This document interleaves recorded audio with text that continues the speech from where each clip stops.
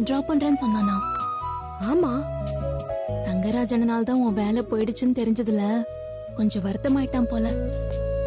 அதனாலதான் உன்னை இன்டர்வியூக்கெல்லாம் டிராப் பண்றேன்னு சொல்றான். பாய் பாய். ஐயோ, என் கண்ணே பற்றும். ரெண்டு பேரும் ஒண்ணு சேர்ந்துட்டாங்களா? நீங்க எப்ப வந்தீங்க? அவன் பைக்ல ஏறி போனப்பவே வந்துட்டேன். ரெண்டு பேரும் எப்ப ஒண்ணு சேர்ந்தாங்க? ரெண்டு பேரும் ஒண்ணு சேர்ந்தா அது நல்ல விஷயம் தானே அத்தை? அதெல்லாம் என் குரலு சந்தோஷமா தான் இருக்கு. மகனும் மருமகளும் ஒன்னா இருக்கிறத பார்த்து வருத்தப்படுற அளவுக்கெல்லாம் நான் ஒண்ணும் மோசமானவ இல்ல. அப்படியே என்ன கெட்டவ மாதிரியே காட்டாத நீ. எப்படியோ என்னவா? அது கார்த்திக்கு ஒரு வரன் வந்திருக்குன்னு அன்னைக்கு சொன்னல, நாளைக்கு பொண்ணு பார்க்க போறாங்களாம். போயிட்டு வந்துட்டுமா? எப்பா தங்கராஜே, இந்த கோட்டைய பிடிக்க இப்படி யோசிச்சுக்கிட்டு இருக்கற?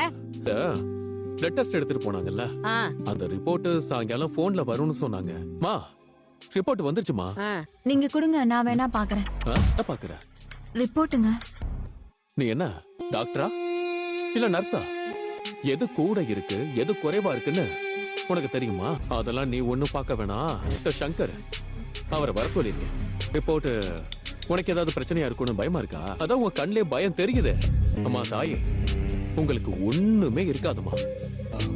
உங்களுக்கு வயசு என்னம்மா? புரட்டாசி வந்தா 63.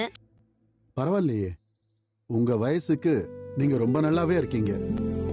சொல்லிக்கிற மாதிரி உடம்புல எந்த பிரச்சனையும் இல்லம்மா. இப்படிதான் இருக்கணும்.